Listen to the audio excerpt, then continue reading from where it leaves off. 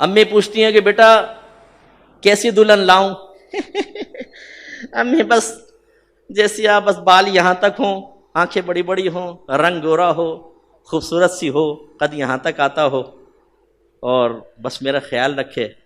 یہ نوجوان کی ڈیمانڈ ہے۔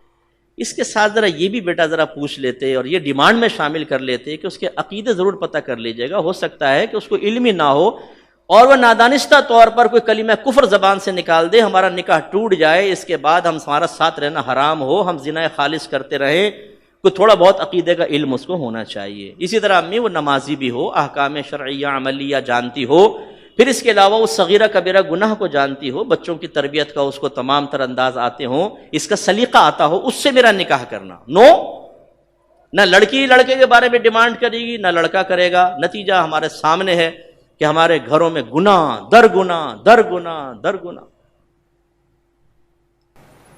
میرے آقا صلی اللہ علیہ وسلم نے ارشاد فرمایا کہ جو شوہر اپنی بیوی کو اپنے پاس بلائے جسمانی تعلق کے لیے اور وہ انکار کر دے تو تمام فرشتے اس پر رات بھر لعنت کرتے رہتے۔ یہ چھوٹی چھوٹی باتیں ہوتی ہیں، گھر میں لڑائی جھگڑا ہو گیا، شوہر سے تو تڑاک کر رہی ہیں، بے برکتی، کہنا نہیں مان رہی، بے برکتی، گناہ کر رہی ہیں۔ شوہر باہر نکل گیا، انہوں نے سنبھال لی فیس بک اور یوٹیوب، اس میں الٹے سیدھے چیزیں دیکھنا، یہ کرنا وہ کرنا۔ اس سے گھر میں برکت پیدا ہوگی؟ بے برکتی پیدا ہوگی۔ پھر جب بے برکتی اپنا اثر دکھاتی ہے تو پھر وہ ہم جیسے یا جیسے علماء تشریف فرمائے سب کے ساتھ ایسا ہوتا کہ فون آیا، مفتی صاحب ذرا چیک کیجئے گا، پتہ نہیں کس کمبخت نے جادو کروا دیا گھر پہ۔ اچھا آپ نماز پڑھتے ہیں؟ نہیں۔ روزہ رکھتے ہیں؟ نہیں۔ قرآن پاک کی تلاوت؟ نہیں۔ علم دین سیکھا ہے؟ نہیں۔ آپس میں گالی گلوچ تو چلتی ہوگی؟ جی ہاں تھپڑ بھی مارتی ہوں میں تو۔ اچھا بچوں کی تربیت کی ہوگی؟ نہیں۔ شوہر سے بدتمیزی ہو، سینے پہ چڑھ چڑھ کے گفتگو، لیکن جادو کروا دیا کسی نے۔ بھائی کسی نے جادو نہیں کروایا، سب سے بڑے جادوگر آپ خود ہیں۔ گھر میں نحوست آپ نے پھیلائی ہوئی ہے۔ جب آپ علم نہیں سیکھتے ہیں، شریعت پہ نہیں چلتے ہیں، اپنے آپ کو عاشق رسول کہتے ہیں، لیکن جب نبی کریم کوئی حکم بیان فرمائے تو ہمارے چہروں کے زاویے بگڑ جاتے ہیں، ہمارا موڈ آف ہو جاتا ہے، ہم سرکار کے حکم کو چاہتے ہیں اپنے پشت کے پیچھے پھینک دیں، تو گھر میں برکت کیسے پیدا ہوگی؟ کسی نے جادو ٹونا نہیں کروایا، کسی کے پاس اتنا ٹائم نہیں ہے۔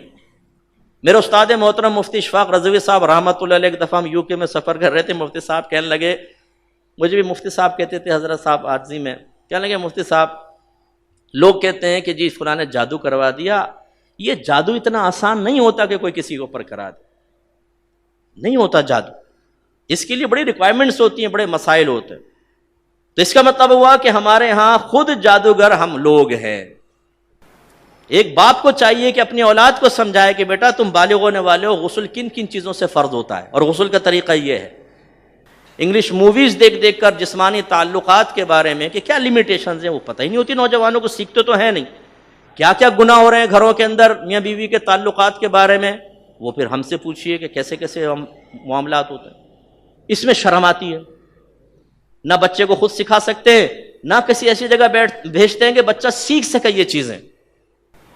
حالت حیض میں اگر شوہر اپنی بیوی سے جسمانی تعلق قائم کرے تو یہ مکروہ تحریمی ہے، بعضوں نے تو حرام قطعی لکھا ہے کیونکہ قرآن کی نص سے تو حرام ہے، اور اس سے اگر کوئی بچہ اس وتی سے پیدا ہوتا ہے تو ولد الحرام ہوگا۔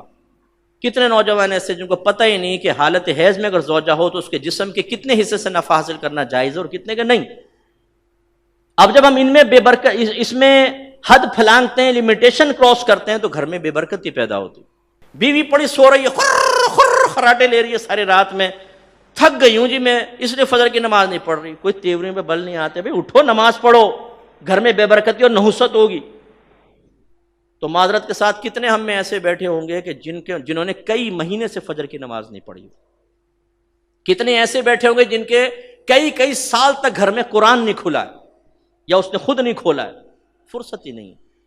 سیکھیے خدا را، اصلاح کیجئے، احکام شرعیہ عملیہ سیکھیے، اپنے بچوں کو سکھائیے، اس طرح گناہوں کے تو لڑکی سے شادی کریں تو خدا را ذرا اس کا بھی خیال کر لیں۔ میرے آقا صلی اللہ علیہ وسلم فرماتے ہیں کہ عورت سے 4 وجوہات کی بنا پر نکاح کیا جاتا ہے، ایک اس کا نسب یعنی خاندان، حسن و جمال، مال و دولت، اور نیک سیرتی۔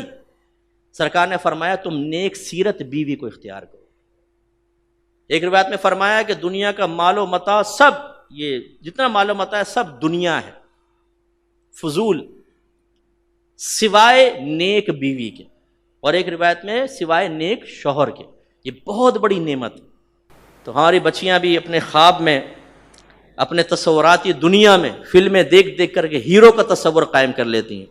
لہٰذا ایک نیک پرہیزگار نوجوان کی فوٹو سامنے رکھیں، اور ایک یہ یوں کر کے کھڑا ہوا ہے، پف نکال کے، سگریٹ ہاتھ میں، منہ ٹیڑھا کر کے، یہ کچھ اچھا لگ رہا ہے.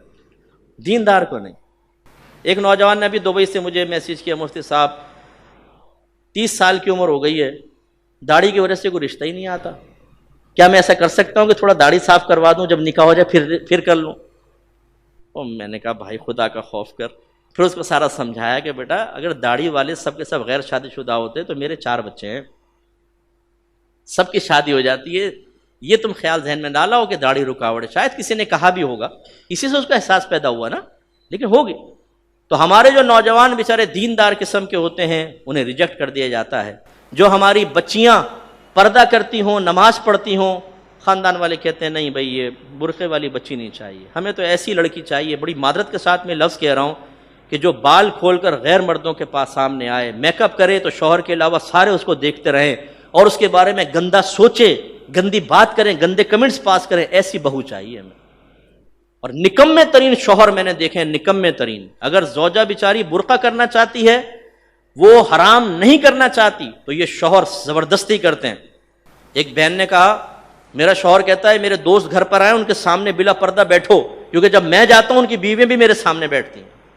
او پپو تو اپنا مطلب حل کرنے کے لیے بیوی کو، دوسروں کو دعوت نظارہ دے رہا ہے اپنی بیوی کے بارے میں. میرے نوجوان بچوں، یہ بے غیرتی ہے، بہت بڑی بے حیائی ہے. جب بچی کی شادی ہو جاتی ہے،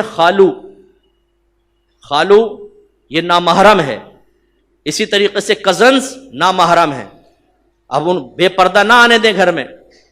لڑکی کو پردے کے ساتھ ان سے گفتگو کی اجازت ہے، اپنا پورا جسم کور کرے، کم از کم اسکارف، چلو ٹکلی کھول لے، اس کی پھر بھی گنجائش نکلتی ہے، نقاب کرے اور اپنے آپ کو مکمل چھپائے پھر بھی ہے. لیکن بعض خاندانوں کے معاملات بہت سخت ہوتے ہیں کہ اس میں پھر دین پر ایسا طنز کرتے ہیں کہ معاملات پھر آہستہ سنبھالنے کے لیے بتدریج. لیکن یہ تو کم از کم ہو اور تنہائی میں کبھی نہ ملے. لیکن نہیں، میرے آقا صلی اللہ علیہ وسلم نے ایسے شخص کو دیوس فرمایا جو اس بات کی پرواہ نہ کرے کہ میرے گھر میں بیوی کے پاس کون آ رہا ہے. اور دیوس کا اردو ترجمہ ہے بے غیرت. یہ میرے نبی نے ارشاد فرمایا.